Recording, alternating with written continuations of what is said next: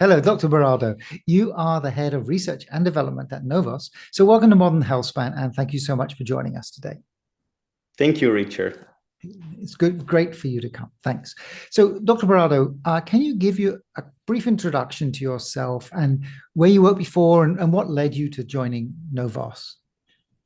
Okay, so I think my journey started, I was actually doing the undergrad in applied maths, but then I discovered the aging field, I guess like most people, and it's so exciting, the possibilities of the aging field, that I just decided this is what I want to do. So I immediately switched undergrad.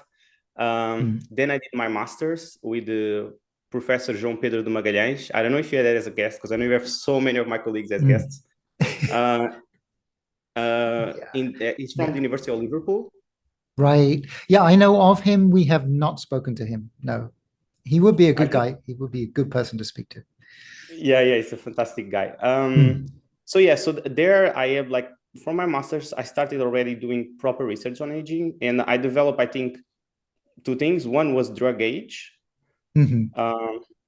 So this is a freely available database of aging-related compounds. Maybe if you want me, I go a little bit deeper on it. I do have a section on that. Yeah, let's leave that for the moment. But yes, it would be good to talk about it. Okay. So I also then did I guess maybe the first, I don't want to claim the first because there's always some research that we are not aware of, but at least to my knowledge, the first machine learning paper in longevity. Then I moved to the National University of Singapore with a full PhD scholarship under Professor Jan Gruber. There, what I need was a continuation of the work that I did for Drugage, but was basically studying combinations of longevity compounds. Also, I think maybe we can touch upon that after we mentioned Drugage. And then finally, I did my postdoctoral under Professor Brian Kennedy, also in the National University of Singapore. You had them as a guest, right? If I'm not mistaken. Yes, we did speak to Dr. Kennedy some time ago. Yeah. Yeah. So he has this amazing approach that I fell in love with, of like testing interventions in a relatively short time frame in humans. And because, of course, we cannot wait for humans to just, perish to measure if things are working. I was the computational part of his team, basically leading that. So I developed proteomics, lipidomics, and epigenetic aging clocks. And then finally, last May, I moved to NOVOS Lab as head of R&D. Excellent. Yes, we've spoken to a couple of people from Singapore. Singapore seemed to be very advanced in the way that they're thinking about and studying aging. And Dr. Kennedy seems to be doing a great job there. So yeah, that's really interesting. Yeah. They have a huge aged population problem, and they are kind of like a forward-looking, country. So they are already investing on aging research so that they can, ameliorate that issue. Yes. Yeah, because there's lots of other places that have aging problems, that have aging problems that are coming, because demographics is kind of destiny, but they are not thinking about it quite the same way. But that's a whole diversion. We could spend the whole time on that, so we'll leave it there. Okay, so you joined NOVOS, and recently NOVOS released a new product. Okay, NOVOS Vitals. So I have one here. Thank you. And they're very tasty. That's nice to know. Yeah. So could you talk a little bit about NOVOS Vitals? Could you introduce NOVOS Vitals? What is kind of the thinking behind them? What led you to develop Vitals, and how does it differ from Core? Yeah, so I guess first starting by Vitals. So I guess you can put yourself in my position. So I left academia. I'm now director of R&D. I'm tasked with develop a product for the product line. What should I do first? And I'm really familiar, like Drugage, for instance, that database that we're going to mention more about, has more than 1,000 compounds now. And I read almost all the literature on them. So my problem was actually a problem of like too much choice. So what I decided was that I wanted to be, especially because it's my first product, it's like my baby, I wanted to be as personal as possible, and I wanted to kind of have skin in the game. So what I did is I went to my, we all take supplements. I mean, much like you do, I also do for years now. And we have, at least I tend to have this kind of like foundational longevity stack. Like things can come and go, but there is like this 5-6 supplements that they stay. And basically that was my starting point. It's like, how many of these can I give to the general population? Let's say, you know, my family, my friends, and they would have the same benefit without having to take in the pill form. Like what's how strong are they for, you know, application to like the wide population? So that's how we started. And then Novos actually had the idea that we should have a longevity shoe. And I really love it because it allows me a few things. So first of all, there is an opportunity cost, as in if you put every time you eat something healthy, not only you're eating something healthy and having that benefit, you are not eating something unhealthy, right? The other thing will be a shoe that improves longevity. So not only you're not eating terrible things, maybe, you know, some sweet, if you're a little bit hungry in the middle of the afternoon, you actually have something that is healthy for you. That I think changes the status quo, that you can have a treat. I mean, I hope you find that like they are truly sweet, and that's good for your health. The other thing is that I think this is a great longevity stack, let's say, and easy to take because of the form for whoever is starting their longevity journey. And the shoe itself, because of the format, actually allows to put a lot of actives, both in number and in quantity. So you can put, you know, the dosage that we actually see in clinical trials, and we think they are the correct dosage to have the effects.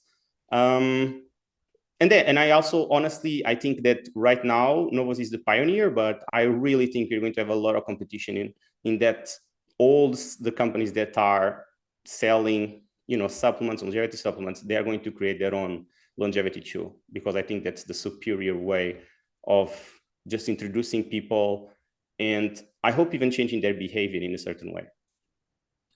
Right. So what criteria, so you have like this base set that you're using. Did you narrow it down, and what criteria did you use to narrow it down? Yeah, so if you want, we can even go like ingredient by ingredient, because there are not many, there are 7. Yeah, that would be good. Okay, so I can tell you, but basically the rationale was that. And okay, let's start. I mean, maybe I can start from the ones that are not so famous in the longevity field. And I think they should be. So one of them is Rutin. So this is a flavonoid that, you know, once we ingest, the body converts it to, for instance, the microbiome converts it to all other chunk of flavonoids that are good for us. And in vitro, there is a lot of like anti-inflammatory effects. For example, it reduces IL-6, and IL-6, as you know, is when it's increased, is a sign with age, of course, is a sign of inflammation, which is associated with all-cause mortality, IL-6 by itself.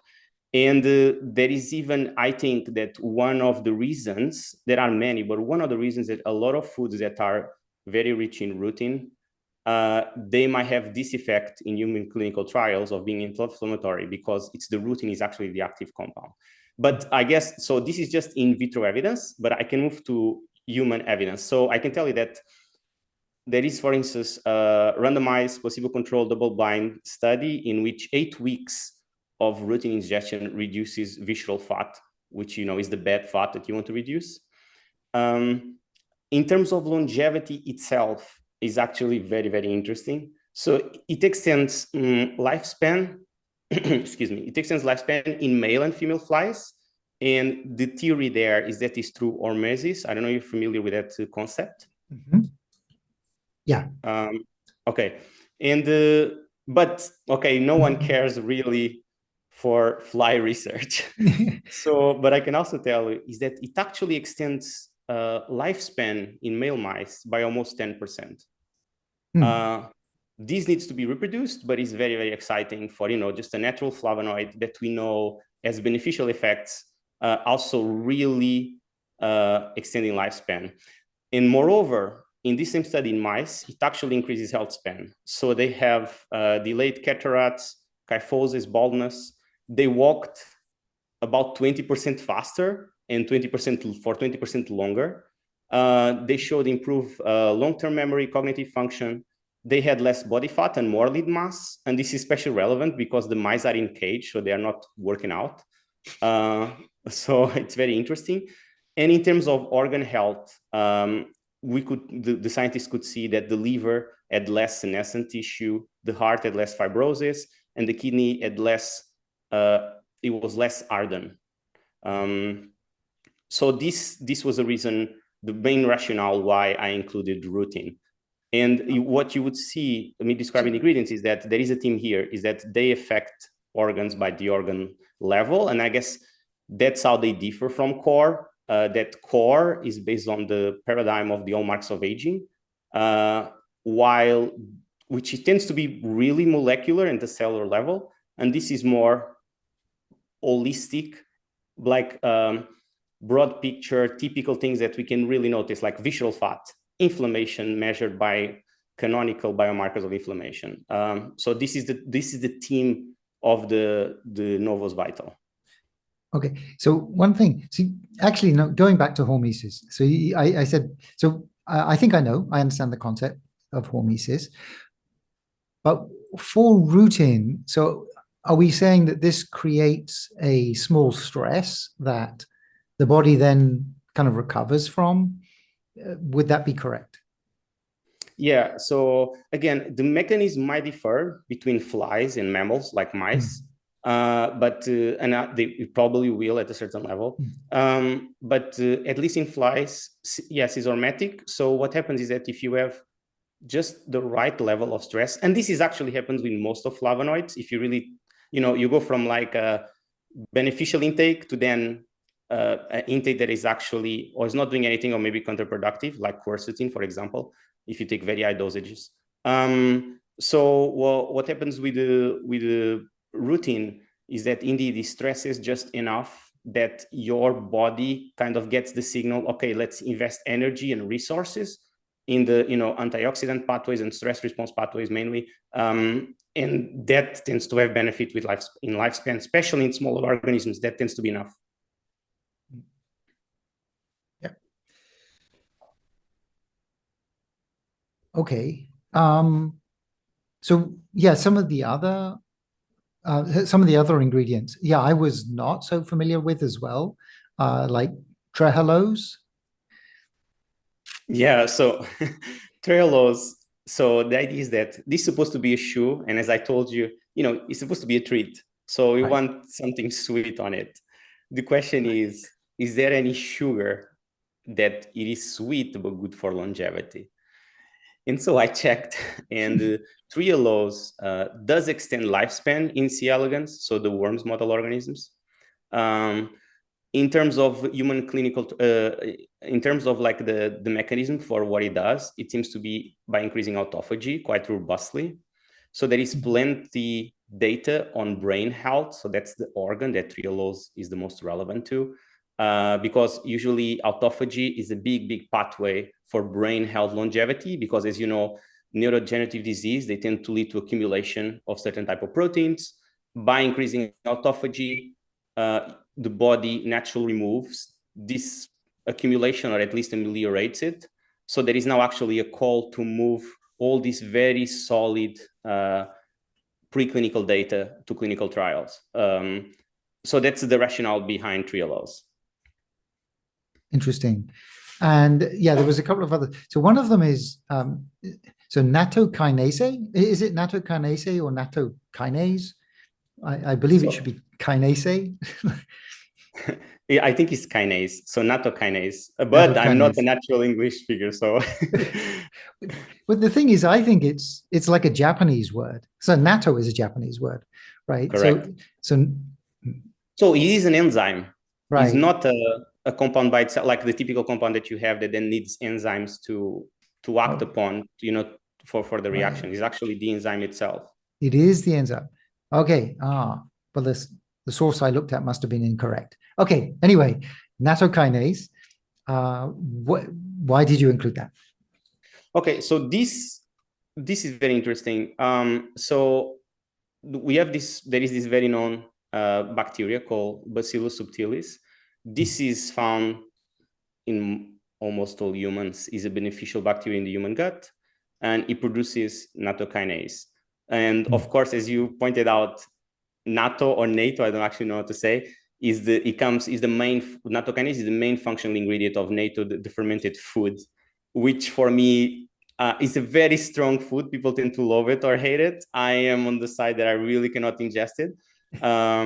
But you can ingest nattokinase in pill form. So the reason it made it to the list is because there is actually one study that shows that consumption of fermented soy products decreases all-cause mortality. And so it's very, of course, fermented soy products, especially in this study, is basically natto. So I just took a look at what were the dosages, and here are dosage that you are able to intake that amount of nattokinase, actually pretty low, and you have all the benefits. So that was the rationale. And then once I got deeper into it, I can actually tell you some effects that it has, because it has effects at a relatively short time frame, which is very interesting. So for example, after about 8 weeks, it normalizes, or at least there is a drop on people that have high blood pressure. At about 4 months, there is a very strong reduction in total cholesterol due to the reduction in LDL cholesterol, which can already be seen at about 45 days, but at 4 months, it really reaches the peak. And then it has a differential effect in men and women. So in men, it decreases this coagulation factor called coagulation factor 8 after about 3 days. And this coagulation factor is a risk factor for cardiovascular disease and is also associated with increased all-cause mortality. At about 8 weeks for men, it also decreases fibrinogen. And fibrinogen is a biomarker, very well studied, classical one, that is also associated with mortality in men. In women, completely different. So it does nothing for this too, but then it does at about 4 weeks, you see a decrease in coagulation factor 7, and this keeps decreasing until about 8 weeks. And this factor 7 in women, especially in elderly women, is associated with all-cause mortality. So there is a lot, I think, through the internet, people mainly thank it for reducing plaque. But there is some evidence there. It's just not as robust. And so these are actually the rationale why I include it in Vital. That's very interesting. It's because the processes you talked about, like the fibrinogen and the clotting factors, are very basic parts of the way the blood clots, is my understanding. So it is strange that they get impacted differently between men and women, because I thought men and women's blood clotted the same way, right? I mean, it doesn't seem like something that needs to be sexually dimorphic, but yeah, but it's very weird because, as you know, for instance, when we do lifespan assays in mice, the rule is that longevity interventions are sexually dimorphic, like the majority. So yeah. Yes, but strange. Okay, we just have a few more to go. So, but I think it would be good to cover them because there's like 7. So, apple cider vinegar. Okay, so the reason to include that is because it's basically a nice way to include acetic acid, which is the acidic part of the vinegar. Actually, I think in the US, what classifies as vinegar is that if it has above 4% acetic acid on it in the solution. So, okay, why acetic acid? So this one is one of the most solid, widely studied, maybe the most in our entire product line. So first of all, in model organisms, it does something for longevity. It extends lifespan in C. elegans. And then Richard, are you familiar with the hierarchy of evidence, like the pyramid? Talk me through it. I mean, I think I would probably have an idea, but it'd be good to talk it through. I mean, most people have know this intuitively, but of course scientists formalize it, and entire people discuss this and they do a career on this. But basically, we consider there is a pyramid of evidence in which the top kind of evidence, and I will describe them later, the layers, is considered the strongest evidence, but they tend to be much less abundant in number. And then the bottom, the base, is very preliminary evidence, but there is a lot of it because it's easier to obtain. So in the bottom, you usually have personal opinion. Then you move, to a proper, more like medical case report or case study, then a series of case studies, then, some more control trials, eventually reaching, the double-blind, the gold standard double-blind, randomized clinical control trial. And then above that, there is actually the agglomeration of all these clinical trials, which are called meta-analysis. And so acetic acid actually has several effects, all backed up by meta-analysis, which is the highest grade of evidence. So it was almost a no-brainer. We were afraid because, for instance, I cannot I hate vinegar. It really burns me. My esophagus, I just don't like it. Gives me nausea. But with the gummy, somehow it works. So that was good. And I will actually tell you, so first the effects. I can tell you that, first of all, again, in this the highest evidence that you can have, grade of evidence, it reproducibly reduces fasting blood glucose. It does take more than 2 months to kick in this effect. So, it requires that. It also reduces HbA1c and total cholesterol. It is also shown that it reduces blood pressure. And for now, the new trend of the continuous glucose monitors, this might be an interesting supplement to them because acetic acid decreases the area under the curve on the glucose response to a meal, and which usually is what they're trying to achieve, is reduce the peak and the area under the curve. And so this is why I also, by being a perfectionist, I would recommend you take, because our dosage is 4 chews in Vitals. And I would recommend, just divide it into 2, and you would take before meals to reduce this potentially bad impact of glucose. Let's say 2 before each of the 2 largest meals of your day. But personally, I end up taking it as an afternoon snack. And there's also plenty of evidence. I mean, and we know this because probably our grandmothers already use vinegar. It's extremely safe. So this was mainly it. The only thing I would say is that usually the dosage in clinical trials, and that's why I was bringing the point of the nausea that it causes me personally and to a lot of people, is 2 tablespoons of vinegar. And that's a lot of vinegar for someone that dislikes it. But in Vitals, we actually included more than 3 tablespoons. And I mean, you tell me, but it doesn't feel that bad. No, it doesn't. It feels, there's a little sourness to it, but it's nice. I mean, yeah, I love the gummies. They're very, very edible. Yeah. It's certainly better than just drinking pills. I mean, yeah, just swallowing pills. Okay.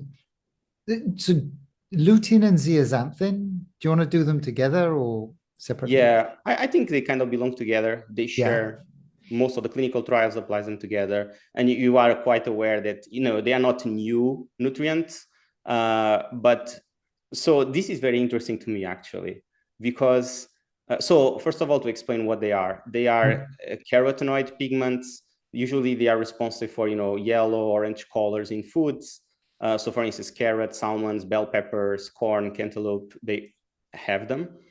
And the classical effect, and this is the reason I would suspect it from, is that they're basically proven. They are causally improve macular degeneration. And if you see the marketing supplement, this is what they use for marketing. And this is actually half of the reason I included in Vitals. So of course we want the organ team. So they improve eyes, which is a very specific, very few nutrients improve eye. So, that's one way to target that organ. But I think they are missing. I mean, because I read the literature, I know how hard it is, and somehow it seems at least as impressive, is that they are actually a nootropic. So they improve cognition. And if you check the literature, it's easier to improve cognition in, people that start to exhibit cognitive decline, but it's really hard, like really, really hard to improve it in healthy young adults. So there is actually a gold standard, double mask, randomized, placebo-controlled trial in young adults from 18 to 30 years old, in which 10 milligrams of lutein with 2 milligrams of zeaxanthin improve basically intelligence, so cognition.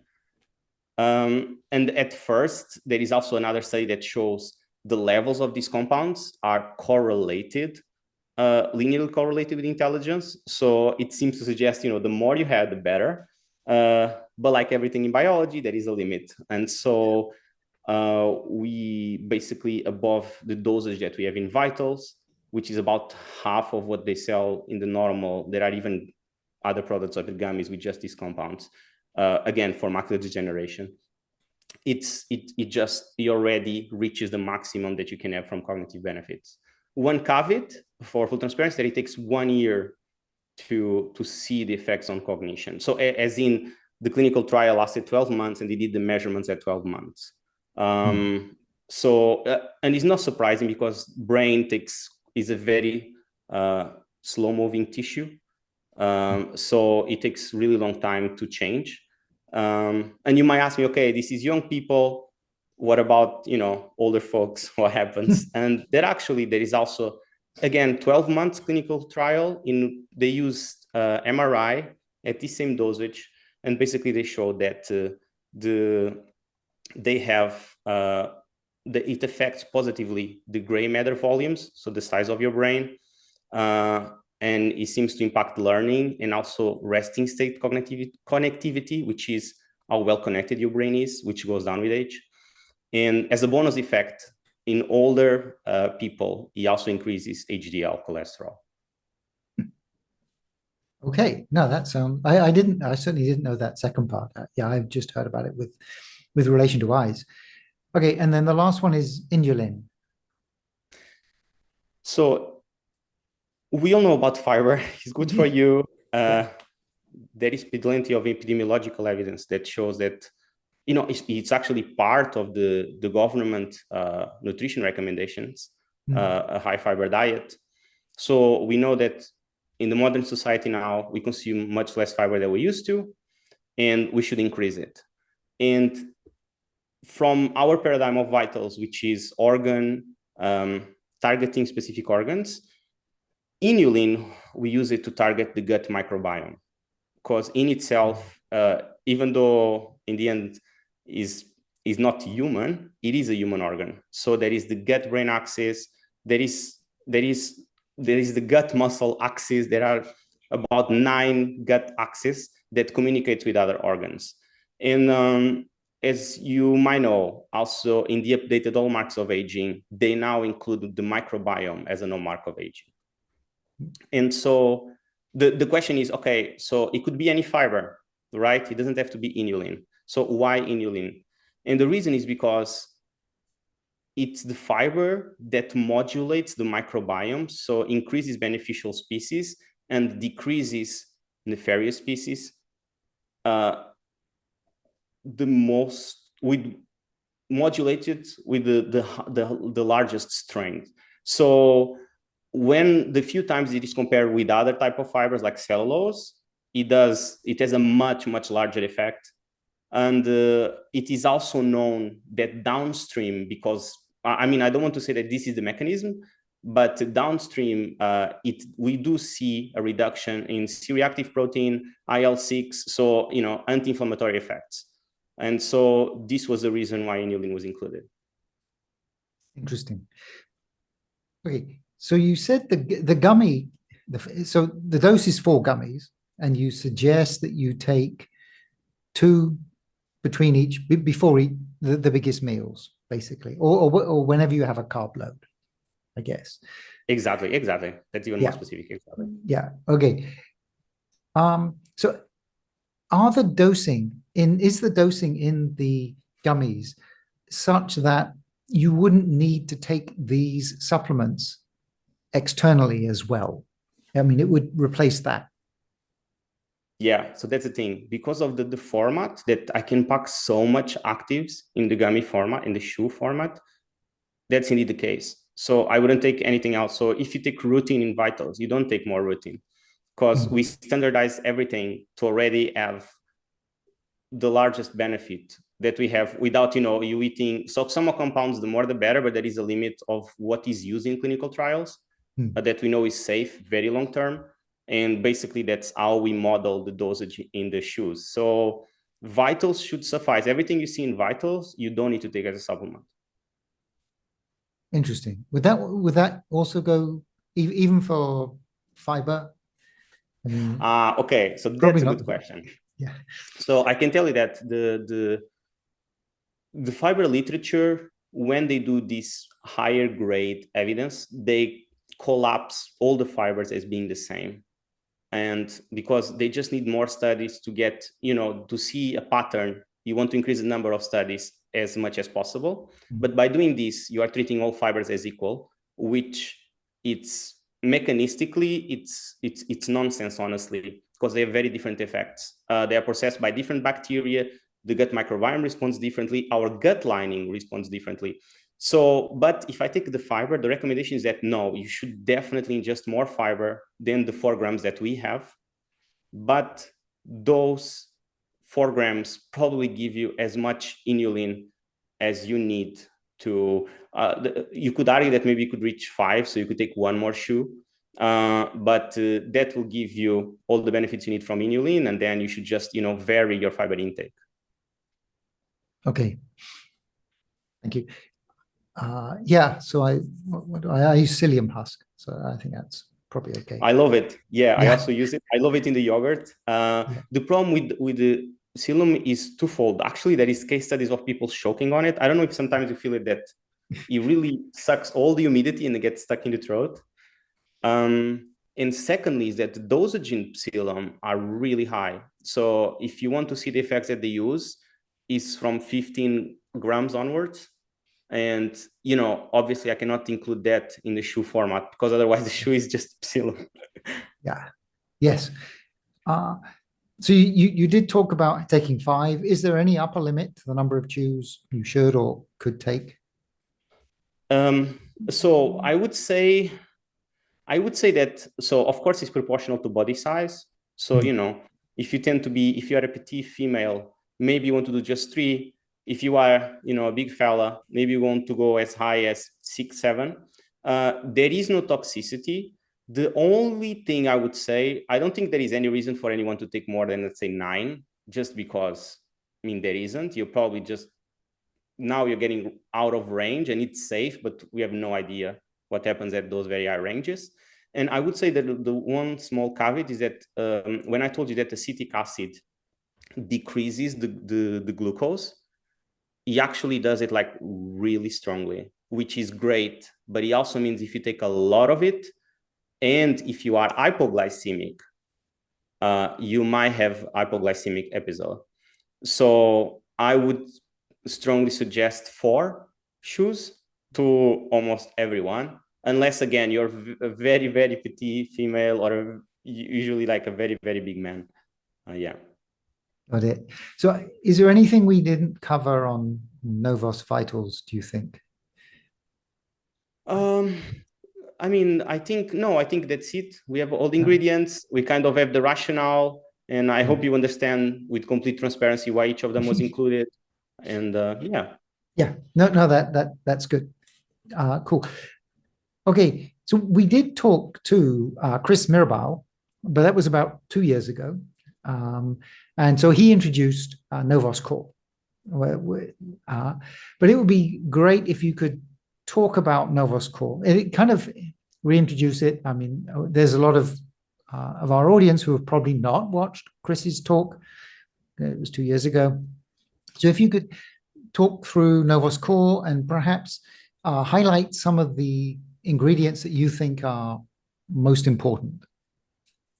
With pleasure. So NOVOS Core is the flagship product of NOVOS as a company.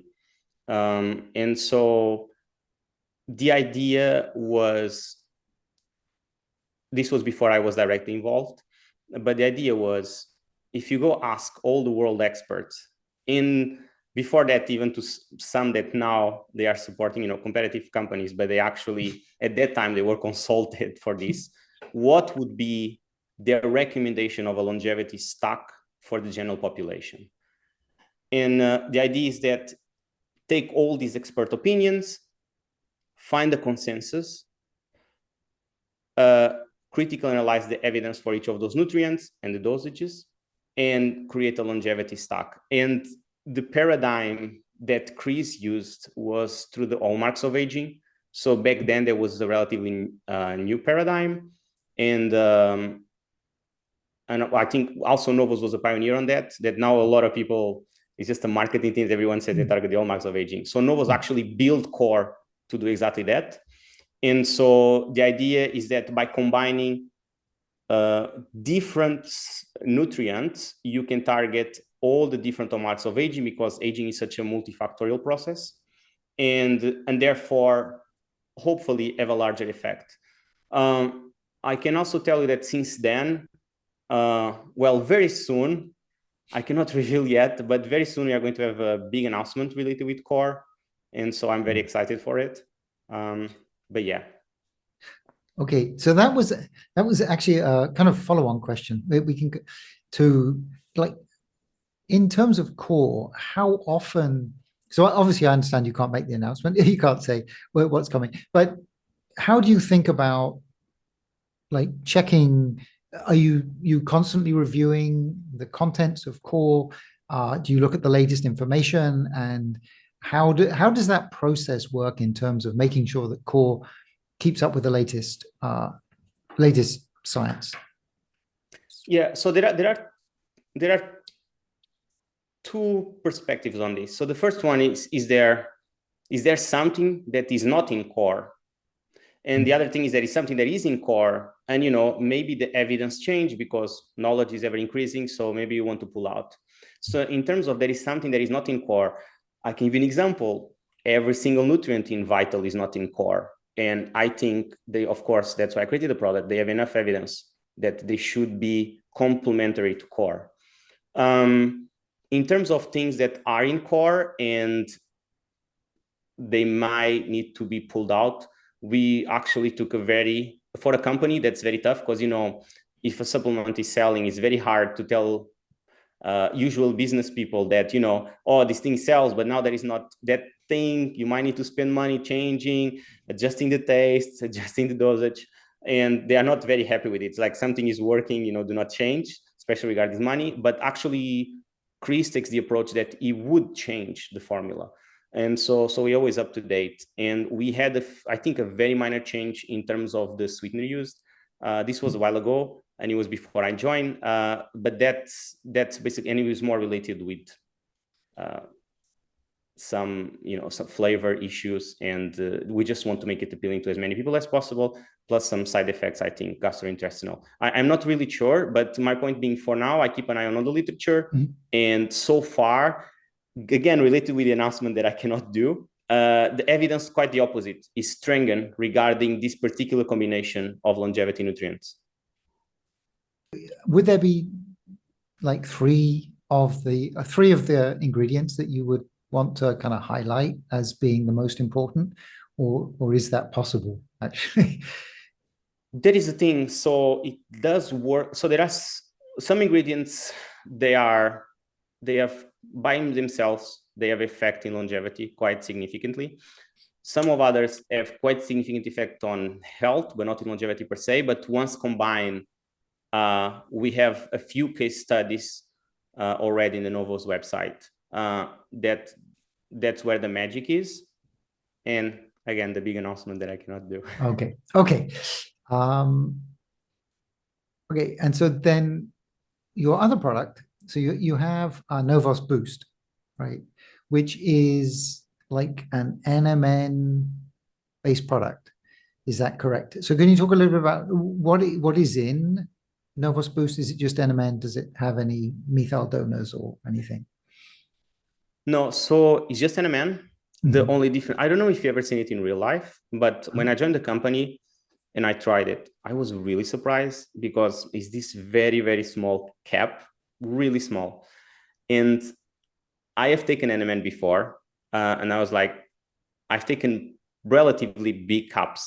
And now there is this big cup. So I asked Chris why our caps is so small. Are we cutting the dosage? And actually, no. So what Chris did, just he went premium in terms of quality. So we remove every filler that usually people put. So you just get like pure NMN. So it's actually very, very small. So that tells you a lot about some other companies. So it's just NMN. And yeah, I don't know what you would like to talk about it. Okay. So one question, and we can cut this piece if necessary. So NMN is at the moment is being reviewed by the FDA, and you are an American company. It's an American company. So I assume that if they decided that NMN is a regulated drug, this would impact you. Have you thought about that? And do you have what would your plan be in that case? So in terms of the business side, of course, that's not my expertise. And I just want to focus on science. At the personal level, I think that as a universal rule, all the ingredients that are naturally available and they are a well-known part of the human body, of like the metabolic pathways, I think they should be free to be ingested by informed citizens. So I don't think they should be classified as a drug. And I really think that people like you, Richard, can make a difference in this, in that we scientists, we think, we are in our very different world, that we read the research of each other and we are kind of somewhat detached from these kind of issues. But social influencers like you that, are evidence-based in terms of the longevity recommendations, I think you can actually make a difference in this.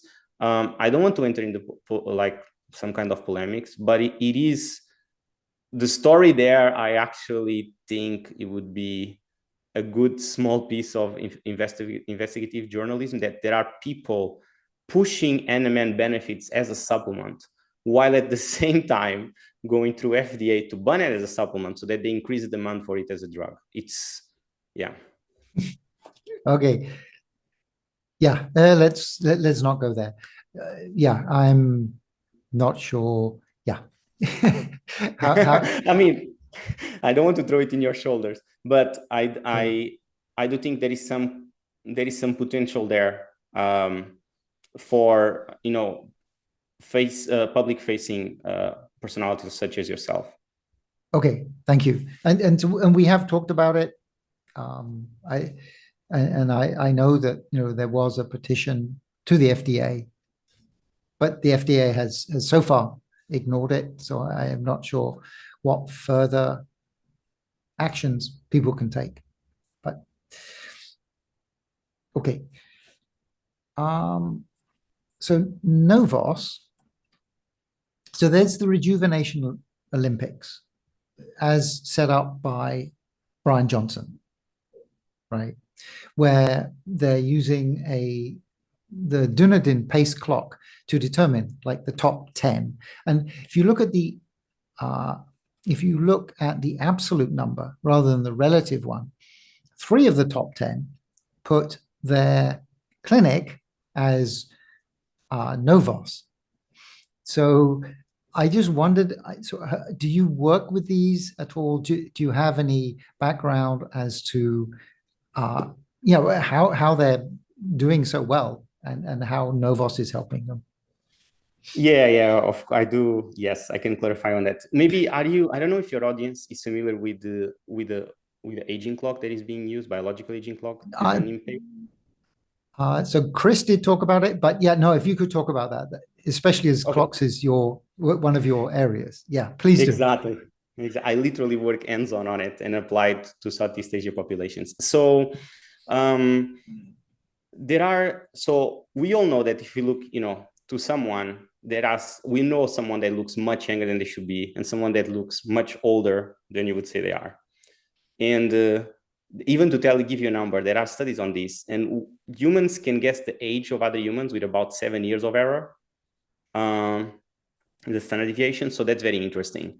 And so there is something that changes with age that we can track, in this case visually, but we are talking about these holistic system level changes. It's not like some kind of biomarker, this very apparent change. So as we do it visually, if we do it with the computers, we can actually look at the entire epigenome. So this is how accessible our genome is to be expressed. And we can find these very strong signatures with chronological age. So once this was created, we call it the first generation of biological aging clocks. So it's actually, I think, the first biological aging clock in general. We had a predictor of chronological age, basically. So this is not really useful, is what we understand now, is the consensus of the field, because as you know, Richard, if I want to predict your chronological age, or if I want to know, I just go to your passport. Like, I don't need another measure of it, because it just keeps increasing 1 year per year. But then this allowed to build the second generation of biological aging clocks. I'm talking about epigenetic-based ones. And this is, instead of taking chronological age to train this machine learning algorithm to find this signature that changes with age, you actually train in clinical endpoints. So for instance, mortality. So is there a signature that, regardless of your chronological age, tells you you're going to die in 20 years or 25 years or 15 years? Now, this is shown in a lot of research papers that already is clinically valid, in the sense that it is strongly associated with mortality, and it's strongly associated with things that doctors know that are associated with mortality. So other biomarkers, more classical ones like, inflammation measures and so on. Finally, we have the third generation of epigenetic biological aging clocks, which there is only one, which is the Dunning pace. And what this clock does is, it's the only one that measures the rate of aging.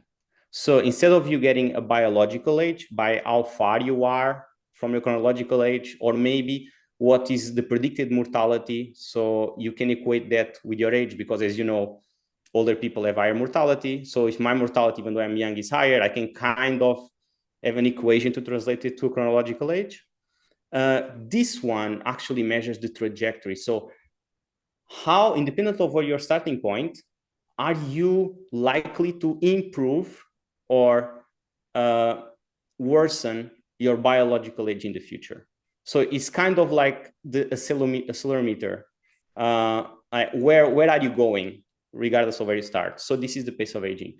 And why this clock is very good is actually the second version of this clock, is that it has a really, really high, what we call ICC, intra-class correlation.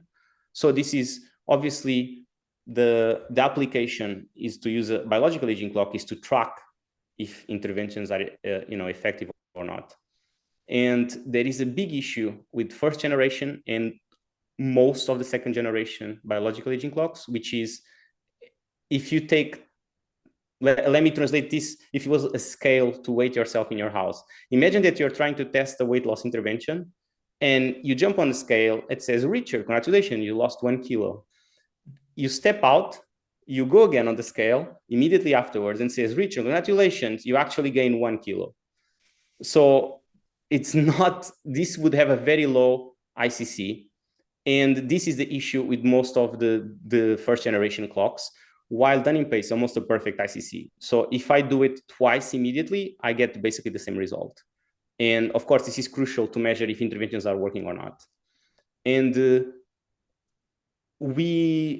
so the Rejuvenation Olympics is powered by True Diagnostics.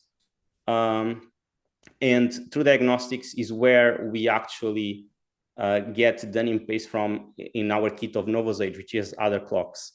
other DNA methylation markers. And the reason we do this is because the only way subjectivity is required for this intervention, because there are a lot of things that we still don't have biomarkers on. And if something says, oh, I'm doing something that the clinical trial says it works, maybe decrease C-reactive protein, but I feel terribly. The science is a discipline based, as of now, on the average of groups. You compare two groups. And we are interested in, you know, a normal customer is interested is in the personal level. For that, subjectivity is very important. But then I think they should have an objective measure of aging. And this is where the Dunning pace comes in. Right. Okay. So in this trial, right, they used the Dunning pace to get placed into this leaderboard. So for the three users, is NOVOS working with them at all, or are they just using NOVOS? Yeah, so actually this was fantastic news for us because it was organic. So this, I can give you an example, and this we're not working with any of them at the personal level. This is basically people that they use this test. They can ask to be inserted, well, if they have the scores in Rejuvenation Olympics, and through diagnostic as a third party validates or not their tests. And so all these people, I can give you an example of, for instance, we have Julie Gibson Clark. This is a single mom. She's a normal, average day person. And I think she's in second place, if I'm not mistaken. Yeah, I think it is. Yeah, which is really impressive. She's 53 years old. You know, she makes less than 6 figures annually. She doesn't have the budget to go to these fancy longevity clinics, which is, if you see, NOVOS is the only, if I'm not mistaken, is the only non-longevity clinic there. Is the only intervention that it doesn't require you to do, you know, very more, let's say, invasive sometimes, but also much more expensive interventions, and it gets you the same result or better. And so what, to her credit, to Julie's credit, she got all the basics right. You know, she exercises, she eats healthy, she follows NOVOS. We have the longevity diet and also lifestyle advice for free on our website. But then she actually, just naturally, when she started taking NOVOS, she felt much better. So she decided to, she felt a significant difference from her normal self, just getting the foundations right. So she decided to take the epigenetic test. And then it was, to her surprise, she was like one of the best scorers in the world. So then, yeah, that's the story. And we have, I think Amy is exactly the same reason. So all of these people are just NOVOS clients that they got good results and they wanted to be in the list. Excellent. That is amazing. And that is just a great validation, kind of like a third-party validation. Yeah. Yep. Okay. So we talked a bit at the beginning about the database. So you created a database called Drugage. So I had a quick look at that. And so it lists, well, actually tell me. So tell me, what does the Drugage database show, and how can people use it? Yeah. Do you want to know his origin story? Yeah, please.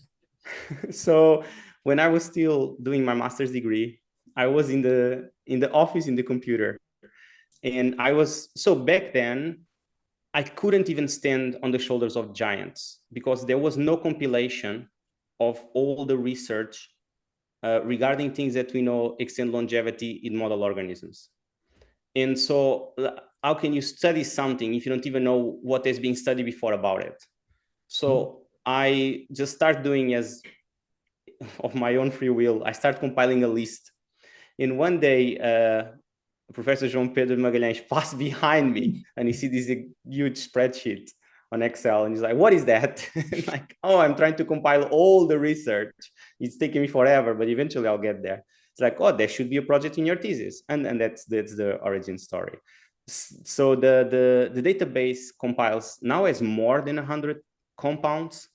They're mostly natural compounds. There are also a few drugs. And is based on more than 3,000 research studies, I think, and freely available. You just Google for Drugage. you simply type the name of the compound that you want.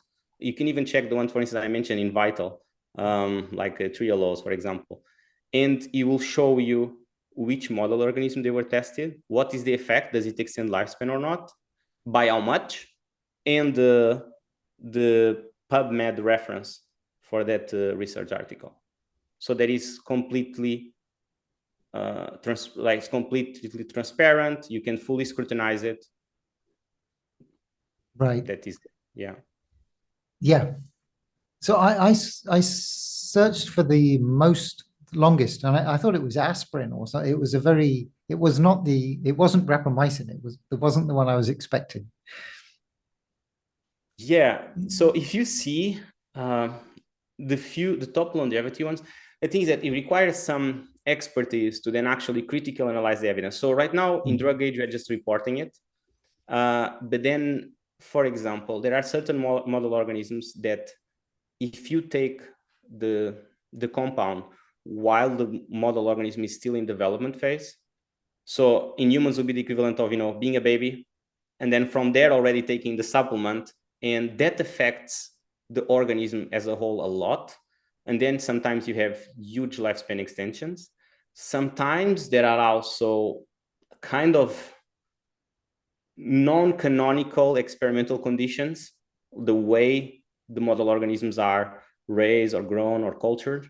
And so this gets these outlier effects. A lot of them, actually the rule is that because exactly that, if that was the only evidence, they would have no translational potential to humans. But so you kind of have to have expertise to look at it. What I think Drugage does for the normal citizen, because of course it was for scientists, is that if someone is selling a supplement and they make a claim, you type it and it is not there. So one of the two, or it has been found out that it extends lifespan in, let's say, the last 2 years, so it's not on Drugage yet, because the new version is coming out now soon, or they are selling you snake oil. And so this is the idea for the use for the non-scientist use of Drugage. Right. Interesting. Yes. So does it? So you can also specify, like, I only want to see mouse studies, or the model that is used, right? The model organism. Correct. So a lot of people, they don't understand the value of small organisms. And so let's say you just want mammals, you can just search for mice, rats, marmosets. Yeah. Right. Are you still maintaining that, or is somebody else maintaining it now? No, so I initially developed, I was involved as a curator for it, well, until now, actually. It's a little bit out of date now, because even it's, of course, maintained, like the website is paid for, or it was for the University of Liverpool. So the Professor João Pedro Magalhães lab, and he also switched institutions. So there is a readjustment period there. But we do have plans to release an updated version, and it's kind of my baby. So I really would make me extremely sad if somehow it would stop being maintained. Okay. So the other thing we kind of talked about earlier that you said you were looking at, which is really interesting, was combinations. So and yeah, I know Dr. Kennedy also looks at combinations and thinks about those. But yeah, so what do you look at in terms of combinations of different drugs, and what do you see? Yeah, exactly. So again, my life trajectory. In my master's, I did Drugage. So now at the time, I know everything that has ever been shown to work, or any model organism regarding longevity. So what do I want to do for my PhD if I have that option, which I was lucky enough to have, to decide my own project, of course, with the supervision of Professor Ian Cooper. I would like to just put things together to see if I have a largest effect. I think is a natural tendency. So that's what I did. I developed this high throughput screening in worms, C. elegans, and to test a lot of drug pairs, actually an amount that was never been tested before. And my initial hypothesis was that if I combine things that increase lifespan together, I'm going to have additive or synergistic effect in the majority of cases, right? And it turns out that I was wrong. This is those things about science. So this is still is not peer reviewed yet, but it is part of my published PhD thesis. And so what I can tell the results roughly, it's like over 50%. So I tested drug pairs. So I put two things that work together individually. I did a lot of them, dozens, almost 100, and then check, what happens. So the bigger picture is that over 50%, so the majority, they end up canceling each other partially or totally. So by that, I mean that the effect, when I mean partial, it's smallest than the best of the single compounds, or is actually the same, when I say totally, of not taking any of them. So you just spend money if you were, translated to humans. And then I can also, and that's very surprising to me. Again, he, refuted my hypothesis. Then in terms of beneficial effects, about 20% is additive. So you put things together and the effect is slightly larger than the best of the individual things. And about only 10% is synergistic. So the sum is more, the combination is more than the individual sum of the components. And then finally, there is 10% left, if you keep track of the percentages. And those 10% are toxic. Wow. So you put two things that are beneficial, and together they are toxic. So the organism live a shorter lifespan than the control group. So I think this was very relevant to me, especially how I approach NOVOS, is that we have a tendency, and I did too, and I think everyone does, I would assume you too, that when we start our longevity journey taking supplements, we kind of hear different opinions. Each opinion recommends a different supplement, and we just think, okay, then I take all of them and I'm covered, and everything's going to be fine. What happens is that this is not the case. So what you want is a longevity stock that is rationally developed, that has to have a concept, that has to target different independent things that then you put together to try to elicit synergistic effect. So this is, for example, what we have with NOVOS Core and hopefully with Vital. Yeah. Right. So if I'm taking something to reduce LDL, right, that hopefully will extend my life because it will reduce the chances of me having a heart attack. But then so maybe this is what you were talking about. So then I take something separately to reduce my blood sugar because that reduces my chance of getting diabetes. So did your work show that like thinking in that way would work?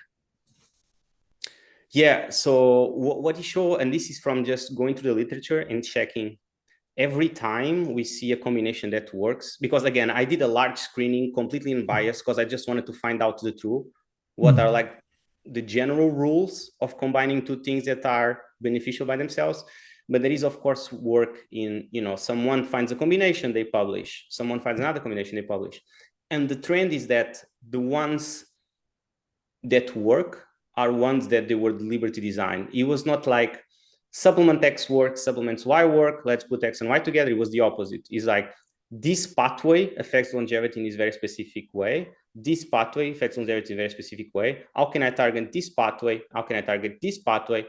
Put the two things that target them together. So this tends to be what I mean by rational design, that you are deliberate in your choice, in your modes of actions when you do combinations. Interesting. Yes, and that makes sense. Do you look at kind of technologies in aging? I mean, outside of, so obviously, the things that NOVOS are doing are very exciting, but do you look at other technologies within aging, and what do you think is perhaps the most exciting at the moment? Can you give me an example of what? cellular reprogramming, partial cellular reprogramming, or um, senolytics. Well, actually, because NOVOS is quite wide, right? So you include senolytics within or some senolytics within core. But yeah, I mean, do you see do you see there's other technologies which are going to make a big change in the way that aging is thought about? Yeah, so I think first of all, and this is what I advocate, even with NOVOS, and I know Chris does exactly the same, is that first, just get the basics right. They are free, get some sleep hygiene, exercise, don't eat fast food, all the basic things that we all know that we should do, and that should be the base. And then you have another level, which is, for example, the NOVOS product line, which is supplements that are safe and non-invasive because they're just supplements. Then you have this entire future based on biotech, which are interventions that we still don't know the safety of it, but the potential could be very high. And they're going to be invasive, but just by the nature of them. So for instance, epigenetic reprogramming, there is a lot of investment in the biotech field for longevity is actually through epigenetic reprogramming. I actually know a few founders of those companies personally, and it is really, really exciting. There is also, as you know, of course, senolytics as drugs being developed to be even stronger and more specific senolytics. There is also a lot of investment behind it. These, I would say, are the two main ones right now. And again, we just need to wait to see. I don't know how far away we are. Is it, a couple of years? Is it going to be a decade? Is any of them going to fail? Because, for example, now there is the very strong senolytics. They seem to be really, really strong. So I don't know how applicable they are to just, relatively healthy population. And so there is these issues that we don't even know how much we don't know. But indeed, it seems very, very exciting. Just the fact that we have the possibility of really manipulating the aging rate is very exciting by itself. That is a strong possibility based on preclinical data. Yes. Yeah, it is very exciting, and I would put what is it like gene therapy? Right? There's some gene therapy in there as well, but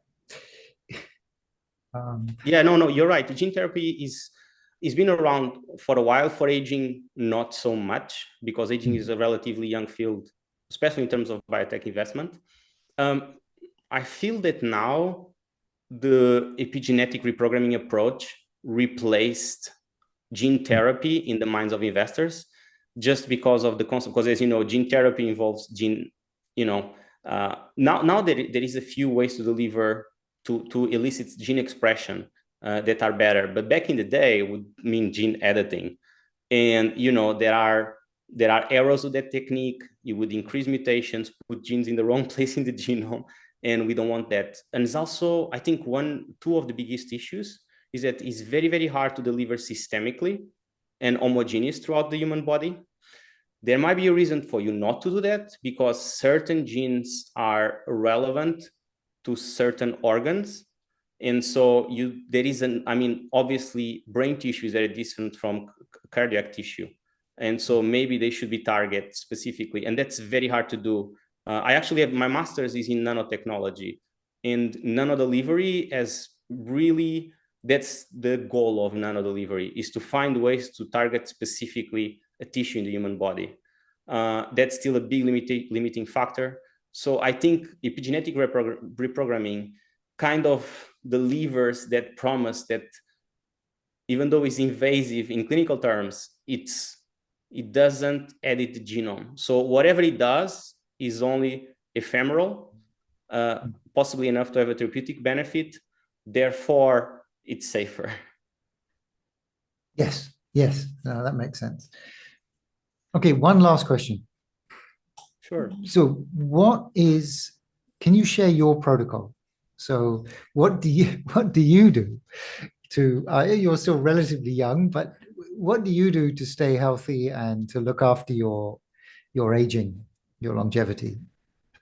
Yeah, so I can tell from the basics, the foundationals: exercise, diet, and sleep.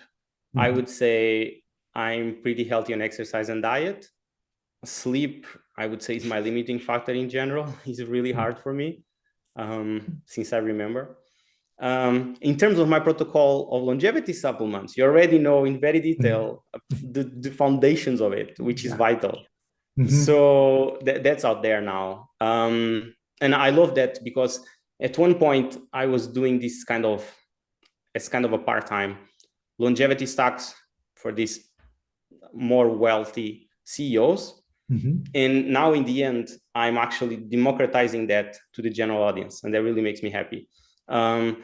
Then besides Vitals, I, of course, I take a NOVOS Core because, again, the big announcement really convinced me that should be a central part of my supplement regime. And then, honestly, what I do, which the normal person doesn't need to do, is I try different things.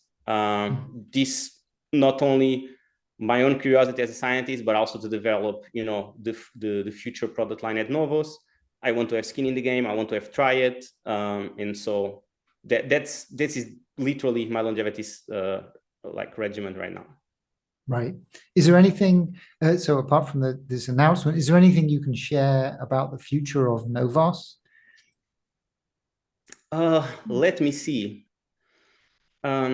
So I would say there are a few things still under the radar, which is we have a longevity questionnaire that you can use that you specifically design.